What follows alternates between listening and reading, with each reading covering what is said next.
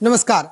देश में कोरोना की तीसरी लहर को लेकर वैज्ञानिक लगातार चिंतित हैं, जिसको लेकर वैज्ञानिक न सिर्फ देशवासियों को सतर्क रहने के लिए कह रहे हैं, बल्कि भारत सरकार को भी अलर्ट रहने के लिए कहा गया है। ऐसे में अब गृह मंत्रालय की एक समिति ने पीएमओ को सचेत रहने के लिए कह दिया है।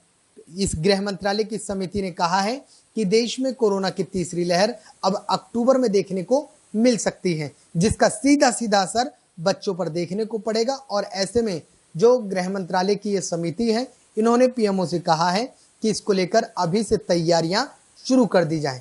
आपको बता दें कि गृह मंत्रालय की तरफ से एनआईडीएम की एक समिति बनाई गई थी।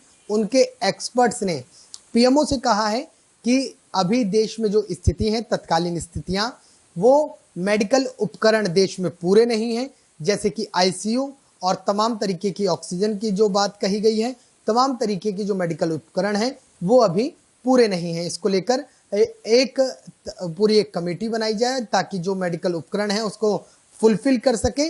और ऐसे में अगर इसका जो कोरोना की तीसरी लहर का प्रकोप बच्चों पर पड़ता है तो उससे निपटा जा सके। इसके साथ ही साथ समिति ने कहा है कि जब अगर उनके अनुसार बच्चे कोरोना की चपेट में आते हैं तो वे बेहद भयावह नज़ारा होने वाला है, क्योंकि तैयारियां पूरी नहीं हैं। इसको लेकर केंद्र सरकार पूरी तैयारियां कर दे। साथ ही साथ जब बच्चा अस्पताल में भर्ती होगा तो उस दौरान उनके माता पिता के रहने का भी बंदोबस्त किया जाए। इसके साथ ही साथ समिति ने इस बात की भी चिंता जाहिर की है कि देश में जिस तरीके से जो वैक्सीनेशन है वो बहुत स्लो है, जिसको लेकर समिति ने बहुत चिंता जाहिर की है। और इसके साथ ही साथ समिति ने यह भी कहा है कि पीएमओ को या पीएमओ की तरफ से ये आदेश दिए जाने चाहिए कि देश में वैक्सीनेशन तेजी से शुरू किया जाए। इसके साथ ही साथ जो दिव्यांग बच्चे हैं और उसके अलावा जो बच्चे हैं उन पर वैक्सीनेशन का कार्य जल्द से जल्द पूरा कर लिया जाए, ताकि जो बच्चे हैं वो इसकी चपेट में ना आ सके। आपको बता दूं कि ऐसा पहली बार नहीं है जब गृह मंत्रालय की समिति ने पीएमओ को सचेत किया हो। इससे पहले जैसा कि मैंने बताया, वैज्ञानिक लगातार इस बात को लेकर चिंतित है और इसका अब अक्टूबर में असर देखने को मिल सकता है। समिति ने कहा है कि कोरोना की तीसरी लहर देश में दस्तक दे चुकी है, क्योंकि जिस तरीके से जो ग्राफ रेट है उनमें बढ़ोतरी देखी जा रही है। ऐसे में सरकार को और पीएमओ को अभी से तैयारियां शुरू करनी होगी, नहीं तो आने वाले दिनों में कोरोना काल के दौरान जो दूसरी लहर में देखा गया था, इससे भयावह हो सकता है। वहीं दूसरी तरफ अगर इन सबसे हटके बात की जाए तो देश के वैज्ञानिकों ने यह कहा है कि कोरोना काल में जो दूसरी लहर थी, उस दरमियान जिस तरीके से जो मेडिकल उपकरणों की भारी कमियां देखी गई थी, जो कोरोना काल में दूसरी लहर का अटैक देखने को मिला था, उसके मुकाबले ये जो तीसरी लहर होगी ये थोड़ी सी हल्की होगी, क्योंकि कोरोना काल की दूसरी लहर बहुत तेजी से आई थी और उसने ज्यादा लोगों को अपनी चपेट में ले लिया था। ऐसे में ये जो तीसरी लहर है वो ज्यादा असर इसका बच्चों पर रहेगा और ऐसे में ये दूसरी लहर के मुकाबले थोड़ी सी कम होगी। लेकिन फिर भी वैज्ञानिकों ने कहा है कि जो माता पिता हैं वो अपने बच्चों का बेहद ख्याल रखें। और ऐसे में अब स्कूल भी खुल रहे हैं तो माता पिताओं की जो चिंताएं हैं वो बेहद बढ़ चुकी हैं और इसके साथ ही साथ उनकी जिम्मेदारी भी बढ़ चुकी है।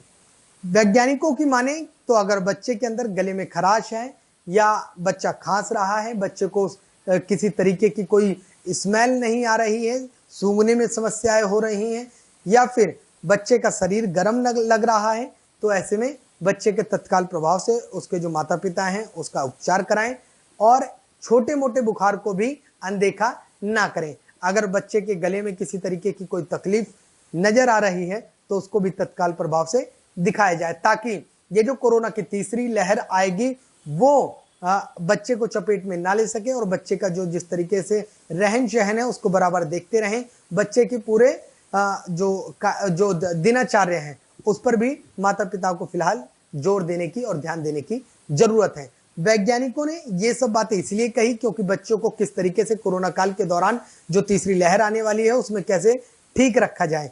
और इसके साथ ही साथ ये भी कहा है कि बच्चे को स्कूल में जब वो स्कूल जाए तो स्टेशनरी का या किसी बच्चों के साथ ज्यादा आदान प्रदान किसी चीज को ना करे, ताकि उससे संक्रमण का जो खतरा रहेगा वो बेहद कम रहेगा। बहरहाल अब फिर से एक मुद्दे पर आते हैं कि गृह मंत्रालय की जो समिति बनाई हुई है वो पीएमओ को फिलहाल सतर्क कर रही है, सचेत कर रही है, कह रही है कि देश में एम्बुलेंस की व्यवस्था पूरी की जाए, देश में ऑक्सीजन की व्यवस्था पूरी की जाए, देश में आईसीयू की व्यवस्था पूरी की जाए, क्योंकि अभी देश में इन सब चीजों की बहुत भारी किल्लत है।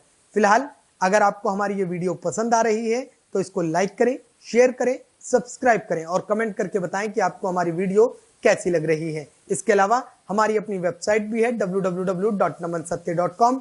आप हमारी वेबसाइट पे विजिट कर देश और दुनिया की तमाम छोटी बड़ी खबरें देख सकते हैं। फिलहाल हमें दीजिए इजाजत, फिर मिलेंगे अगले किसी नए मुद्दे के साथ। तब तक के लिए धन्यवाद।